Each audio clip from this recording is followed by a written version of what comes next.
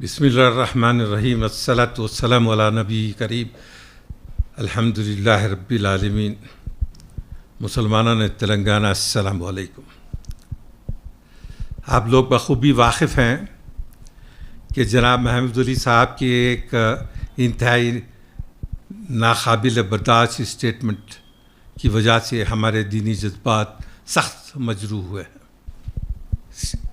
محمود علی صاحب نے کھلے الفاظ میں KCR کو اس شخص کے مقابل لا کے کھڑا کرنے کی کوشش کی جو ہمارے خلفائے دوم ہیں، جو ہمارے دین کا، ہمارے ایمان کا جز ہے، جن کو قرآن نے اولون و سابقون سے کہا، پکارا، جس کو اللہ تعالیٰ نے ان کو میں ان سے خوش وہ مجھ سے خوش کہا، جن کو میرے نبی نے زندگی میں عشر مبشرات میں شامل کر دیا. لوگوں، اس شخص کے مقابل اس دنیا میں کوئی نہیں ہے جو اس کی برابری کر سکے یا اس کے قریب کر سکے. یہ وہ اخلاق، یہ وہ کردار اور وہ ایمان ہے جس سے ہم فدا. KCR، میں اس کی زندگی سے خوب واقف ہوں. KCR اس کی شخصیت سے خوب واقف ہوں. KCR میں ان کے ذاتیات کے بارے میں ڈسکس کرنا نہیں چاہتا. صرف اتنا کہنا چاہتا ہوں کہ ایک انتہائی مکار سیاستدان ہے جس نے مسلمانوں کو دھوکہ دیا ہے، جس کے جو جھوٹ بولنا اس کا روزمرہ کا کام ہے. یہ KCR جس کی تلنگانہ میں سیاست کی ابتدا 5 مسلم بچوں کو جن کے پاؤں اور ہاتھ بیڑیوں میں پھنسے ہوئے تھے، زنجیروں میں بند تھے، اور ان کو جو ہے نا اس کی سیاسی ابتدا ہی اس سے ہوئی کہ ان کو شہید کر دیا گیا، گولیاں مار دی گئی.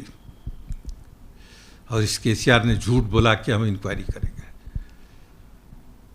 اس کی وہ حکومت ہے یا KCR وہ شخص ہے جس سے مسلمانوں کے 40 کالجز کو فوراً چیف منسٹر بنتے ہی بھی اس کے اقدامات تھے، ان میں سے بتا رہا ہوں. اور آگے چلتے چلتے گزشتہ 9 سال کے دوران اس شخص نے مساجد کو بھی شہید کر دیا. سیکریٹریٹ کی مسجد کو اس وجہ سے شہید کیا کہ وہ واستو کے خلاف تھی.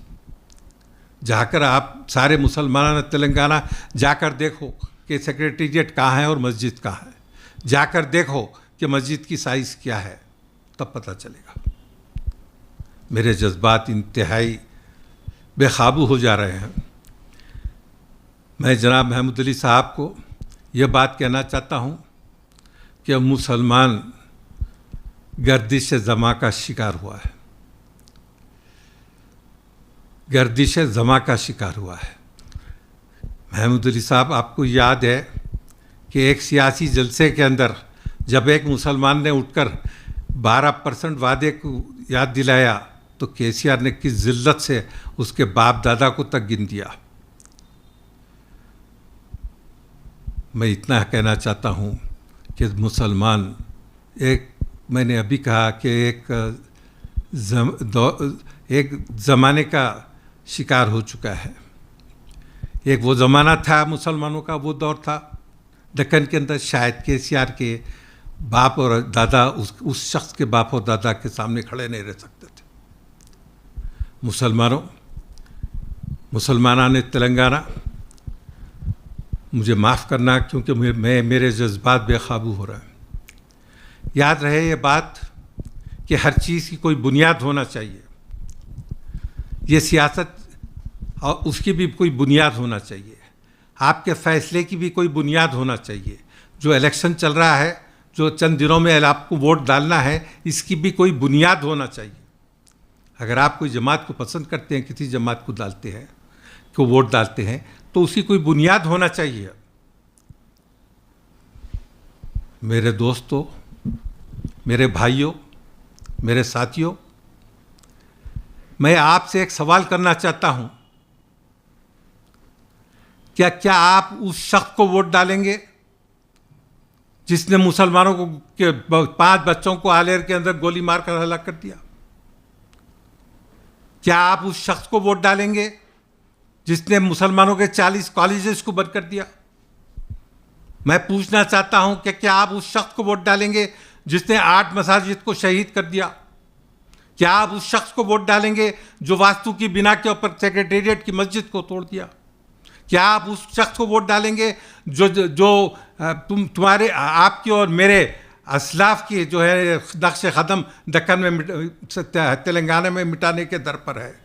کیا آپ اس شخص کو ووٹ ڈالیں گے جو عثمانیہ ہاسپٹل کو توڑنا فریضہ سمجھا؟ کیا آپ اس شخص کو ووٹ ڈالیں گے جو ارم منزل کو توڑنا اپنا فرض میں داخل کیا؟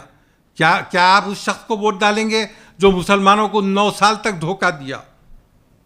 دھوکہ دیا ہے، اس شخص نے دھوکہ دیا ہے، کوئی شک اور شبہ نہیں ہے اس بارے کے اندر کہ KCR نے مسلمانوں سے دھوکہ دیا ہے۔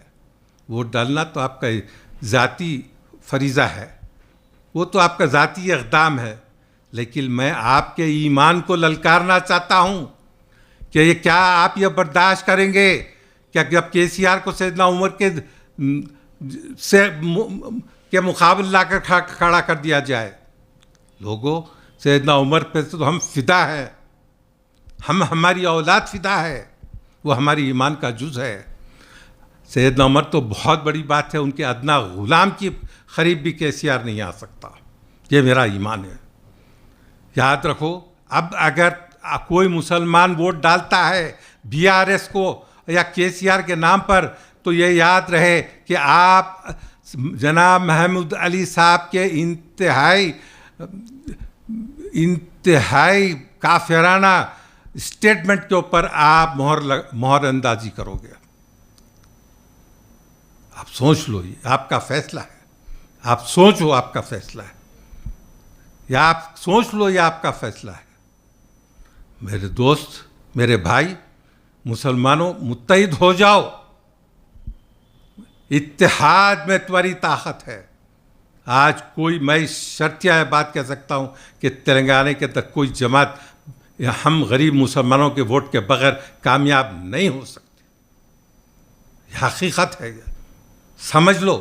اور ان گستاخانہ صحابہ کے بارے میں سوچ لو کہ کیا یہ مساجد کو شہید کرنے والوں کے بارے میں سوچ لو، یہ کالجز بند کرنے والوں کے بارے میں سوچ لو، یہ مسلم بچوں کو، معصوم بچوں کو گولی مار کے شہید کر دینے والوں کے بارے میں سوچ لو۔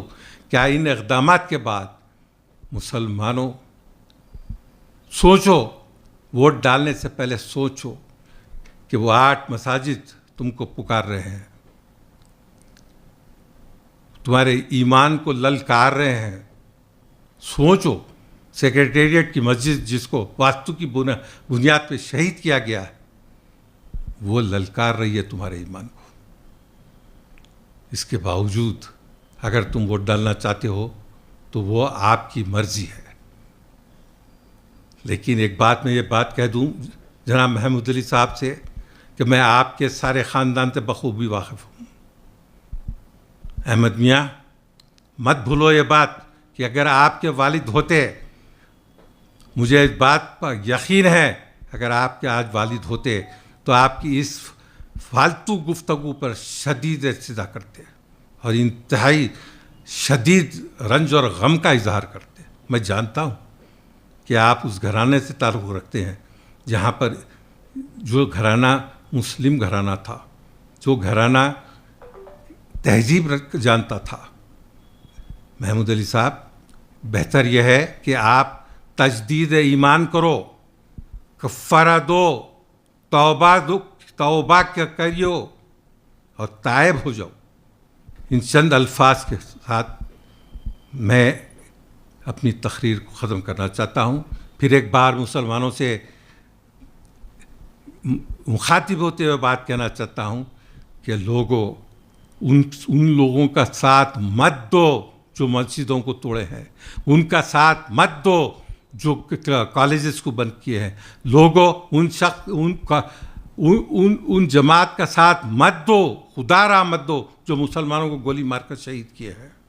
لوگوں، اگر تم اس کے باوجود KCR کو ووٹ ڈالتے ہو تو یاد رکھو کہ تم محمود علی صاحب کے بیان کو بیان پر جو مہر لگا رہے ہو صداقت کا، نعوذ باللہ من ذالک.